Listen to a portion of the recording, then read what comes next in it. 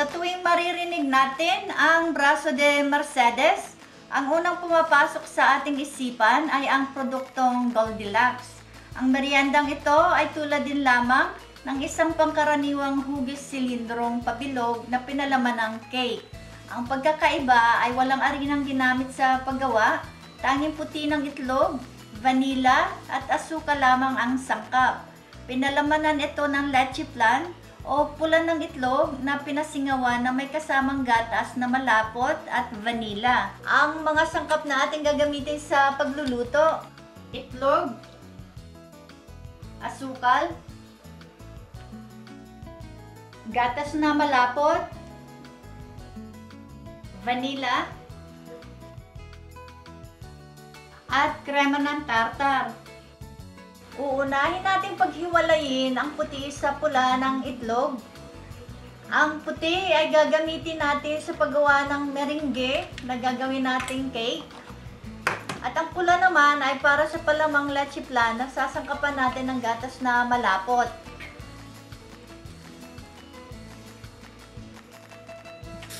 Langisa ng luto ang gagamitin. Tapna ng papel na panghorno. Ilapat ito upang hindi umumbok ang gitna.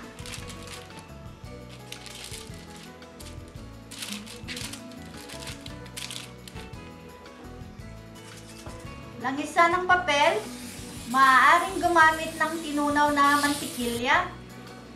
Isalin ang puti ng itlog sa isang malalim na mangkok.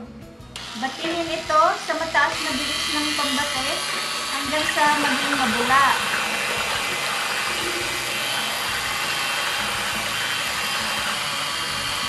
Inulog ang krema ng tartar. Maaari itong iniban o gumamit ng katas ng lemon bilang pamalit.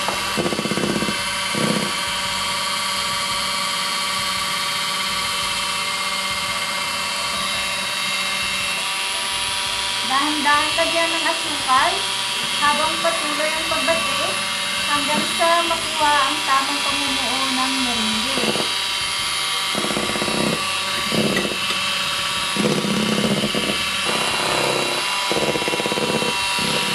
Ng vanilla. Huwag pagkasobrahan ng pagbate dahil magtutubig ang ating meringue. Isalin sa inihandang lutuan at ikalat hanggang sa magpantay. Makikitang hindi dumadapa ang meringue sa dahilang nakuha natin ang tamang tekstura ng ating kailangan.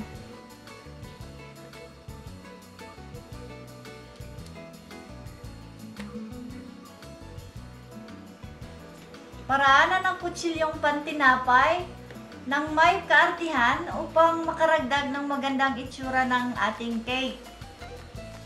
Isalang sa pinainit na pugon ng 350 antas ng Fahrenheit sa tagal na 20 minuto o hanggang maluto ang meringue.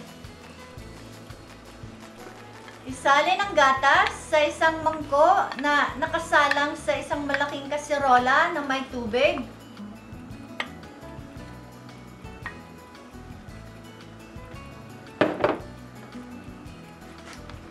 Sunod ang itlog.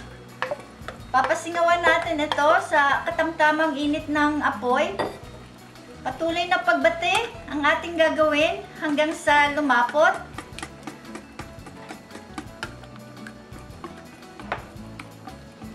Isunod ang vanilla.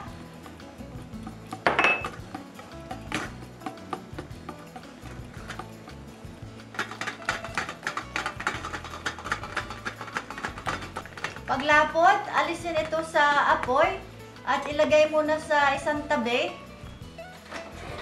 Matapos ang tamang oras ng paghuhurno, hanguin ang meringue. Pulbusan ng asukal upang hindi manikit sa papel na panghurno. Maaari namang tanggalin ito bago ihanda. Sapna ng papel ang ibabaw at baliktarin.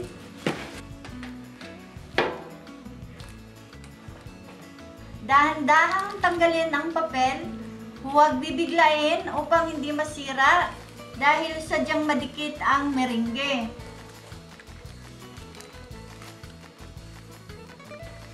Tabasin ang lahat ng gilid upang maging pantay o maalis ang sirang bahagi.